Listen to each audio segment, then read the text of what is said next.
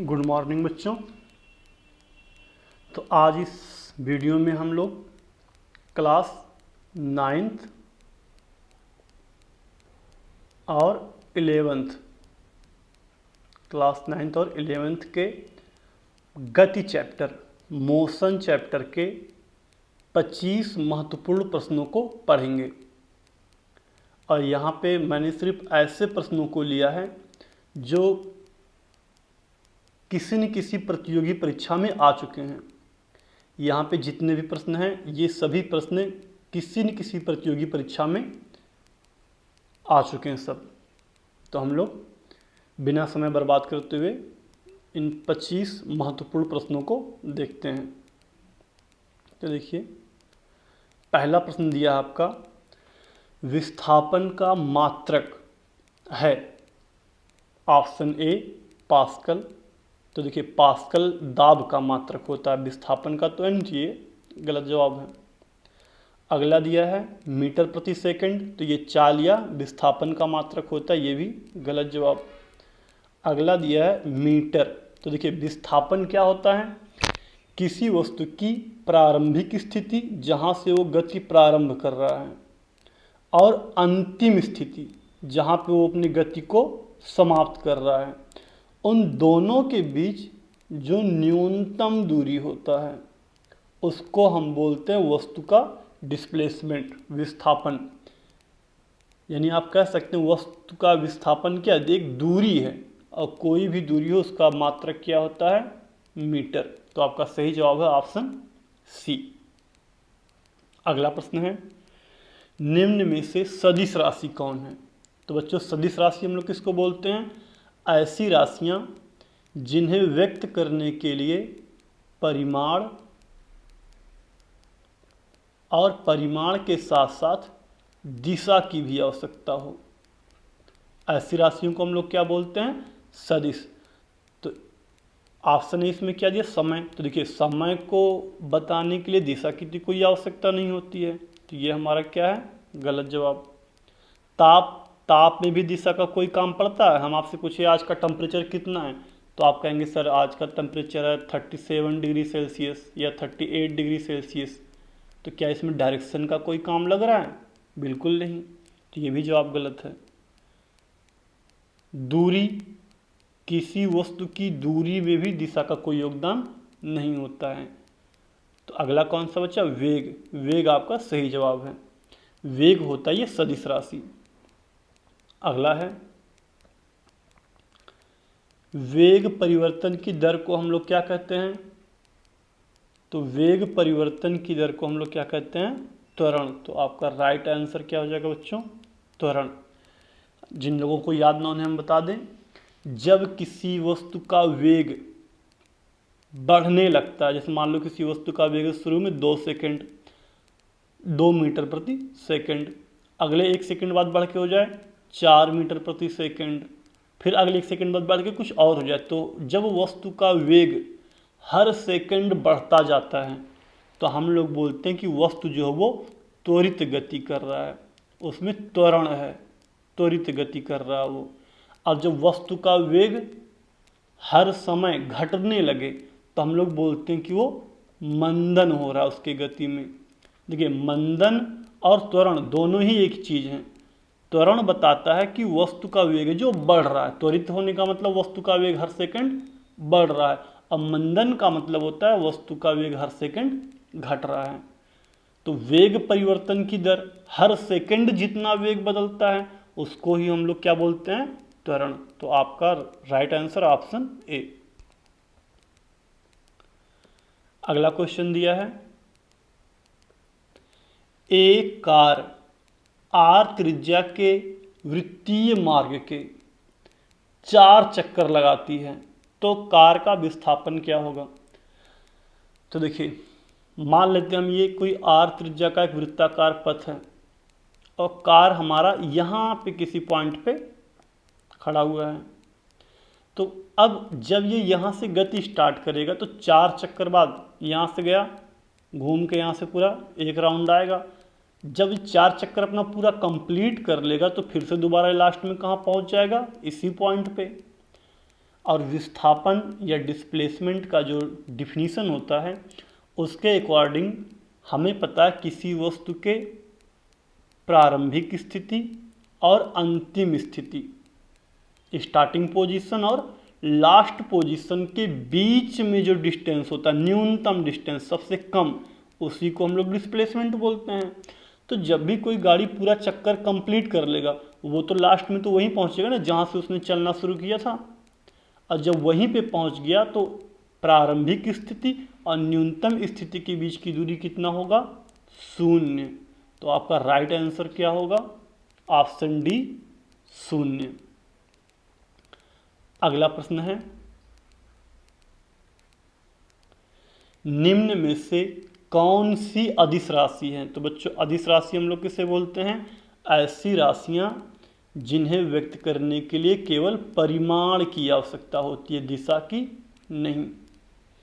तो समय जो है वो आपका कैसा राशि है? अदिश राशि है। बाकी जो तीनों राशियां ये कैसी हैं? ये आपकी हैं सदिश राशियां, क्योंकि इन्हें व्यक्त करने के लिए दिशा की आवश्यकता होती है।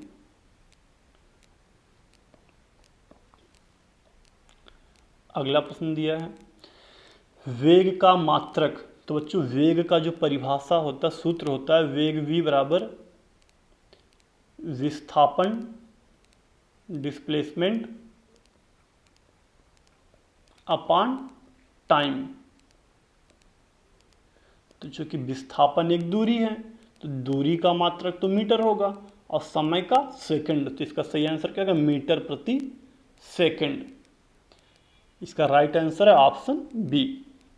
अगला क्वेश्चन है, यदि वस्तु का वेग एक समान दर से घट रहा है तो त्वरण का मान क्या होगा? तो अभी मैंने ऊपर ही आपको बताया, अगर वस्तु का वेग एक समान दर से घट रहा हो तो उसको हम लोग बोलते हैं मंदन। उसको क्या बोलते हैं? मंदन। और मंदन में त्वरण कैसा होता है? नेगेटिव होता है। जिसका सही जवाब है ऑप्शन बी। अगला प्रश्न है, एक बंदर की चाल 10 सेकंड में 15 मीटर प्रति सेकंड से 30 मीटर प्रति सेकंड हो जाता है, तो बंदर का त्वरण क्या होगा? ऑप्शन ए दिया है -1.5 मीटर प्रति सेकंड स्क्वायर। तो ये माइनस में तो हो ही नहीं सकता क्योंकि वेग क्या हो रहा है? बढ़ रहा है। बढ़ रहा तो आंसर तो प्लस में ही आएगा, तो ये तो पहला तो गलत है। अब दूसरा दिया है 1.5 मीटर प्रति सेकंड, तो इसकी संभावना है। तीसरा दिया 0, तो 0 तो हो ही नहीं सकता क्योंकि त्वरण क्या हो रहा है? वेग तो बढ़ रहा है, तो 0 तो होगा नहीं। चौथा ऑप्शन दिया 1.2, यानी जो सही ऑप्शन है वो या तो बी हो सकता है या तो डी। चेक करते हैं। तो त्वरण ए का फार्मूला क्या होता है? अंतिम वेग माइनस प्रारंभिक वेग अपॉन टाइम। तो v कितना है? अंतिम वेग 30, प्रारंभिक वेग कितना है?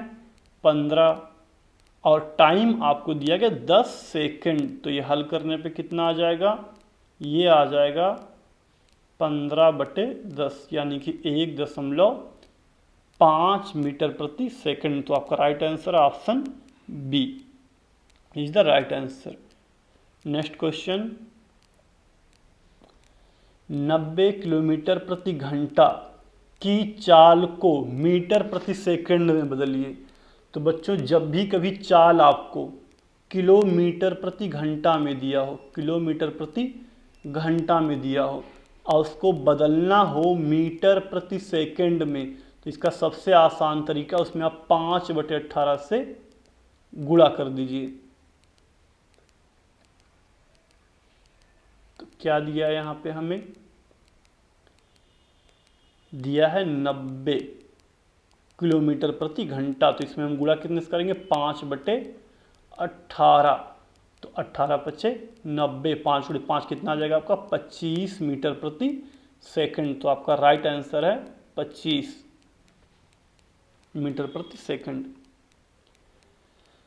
अगला दिया है, यदि कोई वस्तु समान समय अंतराल में समान दूरी तय करता है तो उसे क्या कहते हैं?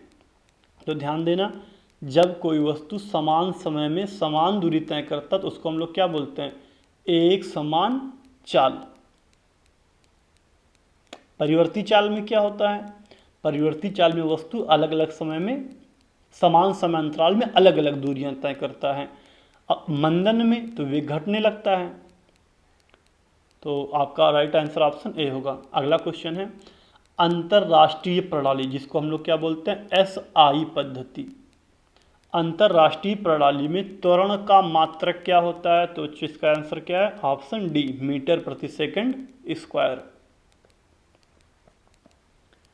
अगला प्रश्न दिया है, गतिमान वस्तु के दूरी समय ग्राफ, गतिमान वस्तु के दूरी समय ग्राफ के ढलान से क्या पता चलता है।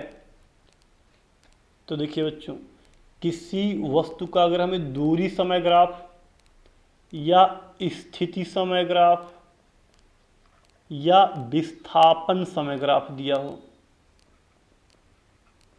विस्थापन समय ग्राफ, तो इससे अगर हमको दूरी या स्थिति समय ग्राफ दिया तो हम लोगों को क्या पता चलता है, वस्तु का चाल, और अगर विस्थापन समय ग्राफ दिया तो हमको पता चलेगा वस्तु का वेग। तो यहां दिया दूरी समय ग्राफ, तो उसके ढलान से हमको क्या पता चलेगा, वस्तु का चाल। तो आपका सही जवाब है ऑप्शन सी। अगला प्रश्न है, निम्न में से किसमें चली गई दूरी और विस्थापन का परिमाण बराबर होता है।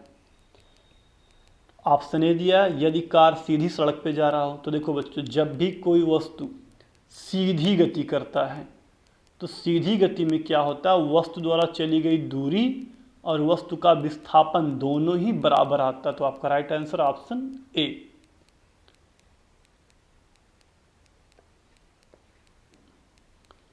अगला दिया है, किसी गतिमान वस्तु के विस्थापन और दूरी का अनुपात होगा। ऑप्शन ए दिया है 1 से कम, बी दिया है 1 के बराबर, डी दिया है 1 से कम और बराबर, सी दिया 1 से ज़्यादा। तो देखिए इसको हम लोग कैसे चेक करेंगे। देखिए, अब आप लोगों को पता, किसी भी वस्तु का जो विस्थापन होता है वो कभी भी दूरी से ज़्यादा तो हो नहीं सकता है, कभी भी दूरी से ज़्यादा नहीं हो सकता है। तो जब आप विस्थापन, डिस्प्लेसमेंट और डिस्टेंस का रेशियो निकालेंगे तो चूंकि आपको पता कि विस्थापन तो दूरी से कभी ज़्यादा होगा नहीं, या तो दूरी के बराबर होगा या तो दूरी से कम। तो ऐसे कंडीशन में जो अनुपात आएगा, क्योंकि नीचे वाली संख्या या तो बड़ी है या तो विस्थापन के बराबर, तो वो 1 या 1 से कम ही आएगा। तो आपका सही जवाब है ऑप्शन डी, 1 से कम या बराबर, या तो बराबर हो सकता है या तो 1 से कम।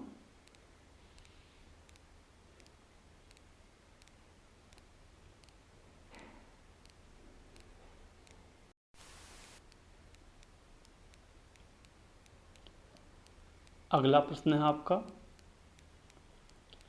वाहनों में लगे ओडोमीटर से क्या मापते हैं। ऑप्शन ए दूरी, बी चाल, सी वेग, डी त्वरण। तो देखिए, ओडोमीटर से हम लोग चाल नापते हैं किसी भी वाहन का। अब कुछ बच्चे सोचेंगे सर वेग क्यों नहीं हो सकता है। देखो बच्चों, वाहनों का कोई अपना डायरेक्शन नहीं, तो वो किसी भी दिशा में जा सकते हैं, जबकि वेग एक वेक्टर क्वांटिटी है, सदिश राशि है, तो इसमें तो दिशा होता है। और हम लोग जो वाहन चलाते हैं उसकी गति में कोई खास डायरेक्शन नहीं होता, तो इसलिए हम लोग ओडोमीटर से जो नापते हैं वो सिर्फ चाल बताता, उसकी दिशा को नहीं। अगला क्वेश्चन है, किसी वृत्ताकार पथ पर घूमने वाली वस्तु की चाल होगी। अब इसमें करा वस्तु जो वृत्ताकार पथ पे घूम रहा है तो उसकी चाल, तो चाल का सूत्र होता है दूरी डिस्टेंस अपॉन टाइम। तो अगर पथ वृत्ताकार पथ पे घूम रहा, मान लेते हैं हम इसकी त्रिज्या है r, तो जाहिर सी बात वो घूमेगा किनारे किनारे, तो उसके द्वारा जो तय दूरी होगा वो इस वृत्त के परिधि के बराबर होगा। तो हम लोग परिधि को किससे दिखाते हैं, 2 पाई r से। जो समय की जगह पे आ जाएगा t, तो इसका राइट आंसर होगा 2 पाई r अपॉन टी। इसका सही जवाब है ऑप्शन ए। अगला क्वेश्चन है, वेग समय ग्राफ द्वारा घेरा गया क्षेत्रफल किस भौतिक राशि को प्रदर्शित करता है। तो देखिए, अगर आपका वेग समय ग्राफ है तो यानी इसका मतलब क्या है, आपका x अक्ष पे समय दिखाया गया होगा और y एक्सिस पे आपका दिखाया गया होगा वेग। और जब आप इस ग्राफ का क्षेत्रफल निकालेंगे तो आप क्या करेंगे, लंबाई गुणे चौड़ाई, यानी कि वेग और समय का गुणा करेंगे। तो वेग और समय के गुणनफल से जो भी राशि हमें मिलेगा उसी को ये प्रदर्शित करेगा। तो देखिए राशि हमें कौन सा मिलता है बच्चों, देखिए वेग का आपका जो फार्मूला होता है,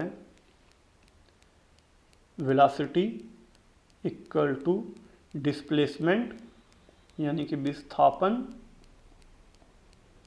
अपान टाइम यानी कि समय। जब आप इसको पक्षांतर कर देंगे उस साइड में तो विस्थापन इक्वल कितना आ जाएगा,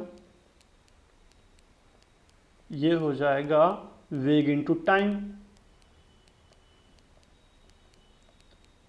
वेग इंटू टाइम आ जाएगा। तो यानी कि वेग और विस्थापन का जो गुणनफल है वो किसके बराबर है, विस्थापन के। तो यानी इन दोनों के द्वारा जो घेरा गया क्षेत्रफल होगा वो किसको रिप्रेजेंट करेगा, विस्थापन को। तो आपका सही जवाब है ऑप्शन बी। अगला क्वेश्चन है,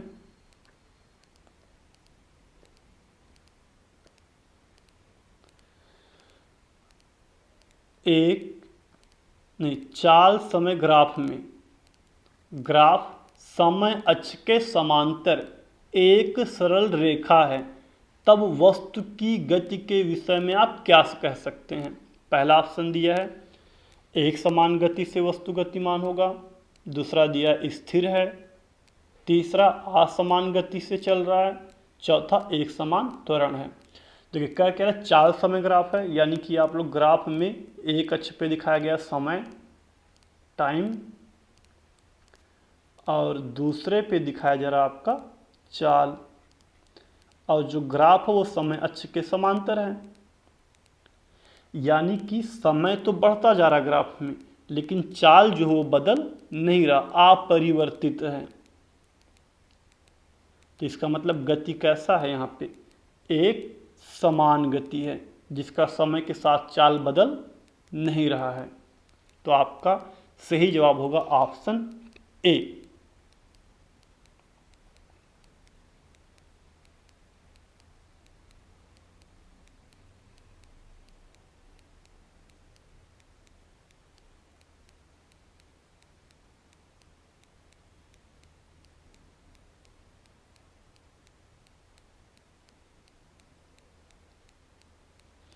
अगला प्रश्न,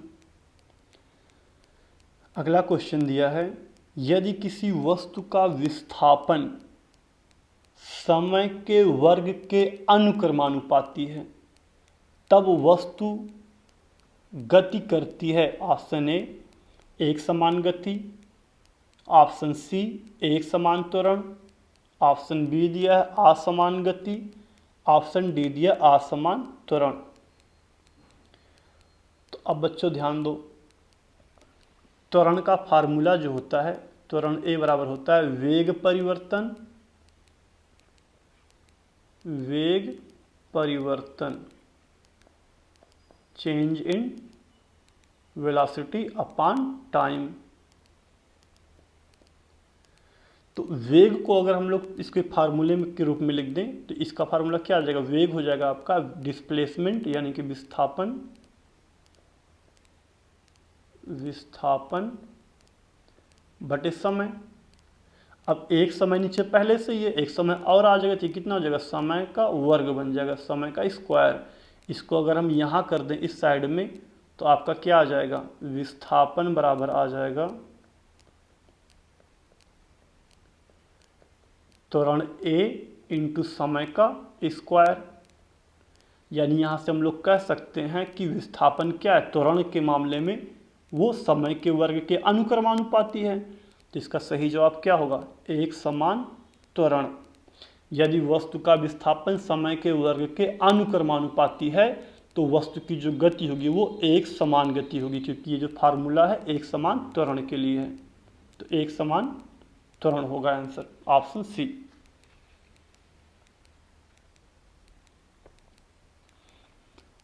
अगला प्रश्न दिया है, वेग समय संबंध व्यक्त करने के लिए सही समीकरण होता है। तो इसका राइट आंसर है ऑप्शन ए, v बराबर u प्लस ए टी। ये जो समीकरण आपका है जिसको हम लोग बोलते हैं गति का प्रथम समीकरण, ये समीकरण वेग और त्वरण के बीच संबंध स्थापित करता, संबंध को व्यक्त करता है। अगला प्रश्न है, एक वस्तु को ऊर्ध्वाधर ऊपर की ओर v वेग से फेंका जाता है, ऊपर की ओर v वेग से फेंका जाता है, यह कितनी अधिकतम ऊंचाई तक जाएगा। तो बच्चों यहाँ पूछ रहा है एक अधिकतम ऊंचाई कितना होगा। तो देखिए हम लोग कैसे निकालेंगे इसको। आपको पता है उच्चतम बिंदु पे जब भी हम किसी चीज़ को ऊपर फेंकते हैं तो उच्चतम बिंदु पर अंतिम वेग कितना होता है, 0। उच्चतम बिंदु पर अंतिम वेग 0, क्योंकि पिंड तब तक ही ऊपर जाएगा जब तक कि उसका अंतिम वेग 0 ना हो जाए। तो ये तो आपको याद रखना है। अब ऊंचाई ज्ञात करने के लिए अपने पास दो फार्मूला है। तो हम लोग गति के तृतीय समीकरण का यूज अगर करें तो फार्मूला होता है v square equal to u square minus 2GH। अब आपको पता है कि उच्चतम बिंदु पे अंतिम वेग तो 0 होगा और प्रारंभिक वेग हम लोग मानते u से फेंका गया है। तो यहाँ हो जाएगा यू स्क्वायर माइनस 2GH। अगर आप पक्षांतर करेंगे इसको तो आ जाएगा आपका 2GH equal to u square. तो h बराबर कितना हो जाएगा, h बराबर हो जाएगा आपका यू स्क्वायर अपान 2G। तो आपका राइट आंसर होगा option number 2, you square upon 2G। Next question हम लोग देखते हैं क्या है। नेक्स्ट क्वेश्चन आपका है, एक साइकिल सवार 10 किलोमीटर प्रति घंटा की चाल से गतिमान है तो साइकिल सवार द्वारा 6 मिनट में तय की गई दूरी। बहुत ही आसान क्वेश्चन है। चाल बराबर क्या होगा आपका, दूरी बटे समय।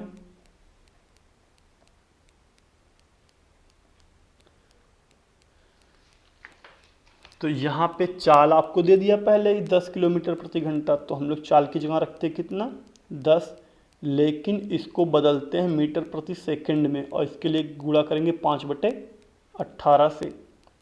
दूरी हम लोगों को ज्ञात करना है और समय की जगह पर रखते हैं 6 मिनट दिया है तो मिनट को बदल लेंगे हम लोग सेकंड में और उसके लिए कर देंगे 60 से गुणा।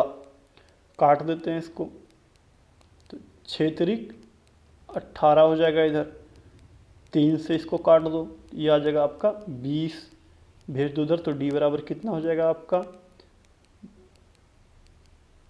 20 गुणे 10 गुणे 5, तो कितना हो जाएगा ये 1000 मीटर। तो आपका सही जवाब होगा ऑप्शन सी, 1000 मीटर।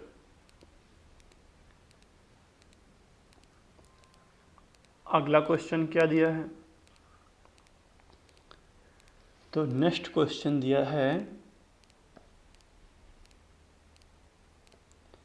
यदि किसी वस्तु द्वारा तय की गई दूरी समय के अनुक्रमानुपाती होती है। तो हम कह सकते हैं कि ऑप्शन ए वस्तु का वेग 0 है, ऑप्शन बी वस्तु एक समान चाल से चल रही है, ऑप्शन सी वस्तु का त्वरण अचर है।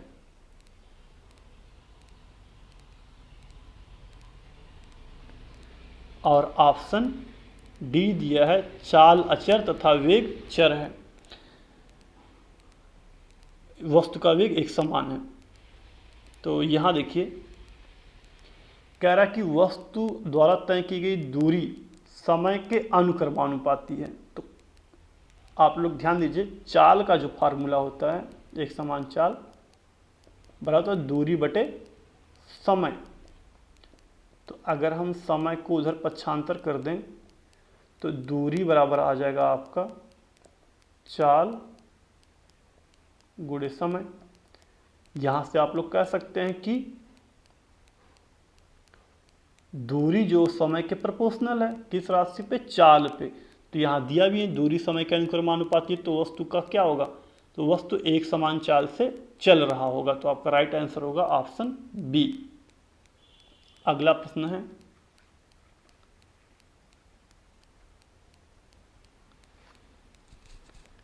एक समान वृत्तीय गति में, ये भी देखिए इसमें करा अगर वस्तु एक समान वृत्तीय गति कर रहा है तो चाल और वेग दोनों अचर रहते हैं। दूसरा ऑप्शन दिया चाल और वेग दोनों चर रहते हैं। चर का मतलब जो बदल जाए, चर का मतलब जो बदल जाए,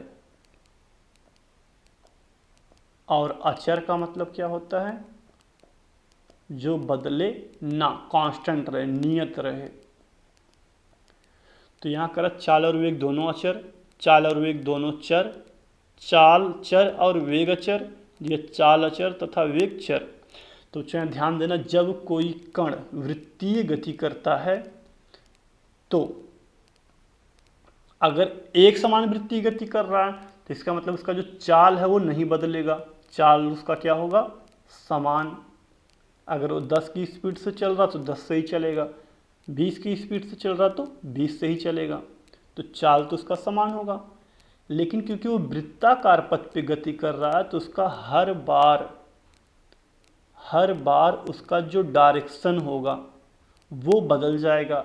जैसे मान लो अगर कण यहाँ पे है तो इसका डायरेक्शन होगा इधर, जैसे वो चल के यहाँ पहुँचा तो उसका डायरेक्शन इधर हो गया, यहाँ पहुँचा डायरेक्शन इस साइड में हो गया। तो चाल क्या होगा, अचर, लेकिन वेग चर रहता है, वेग बदलता रहता है। तो आपका सही जवाब है option D is the right answer.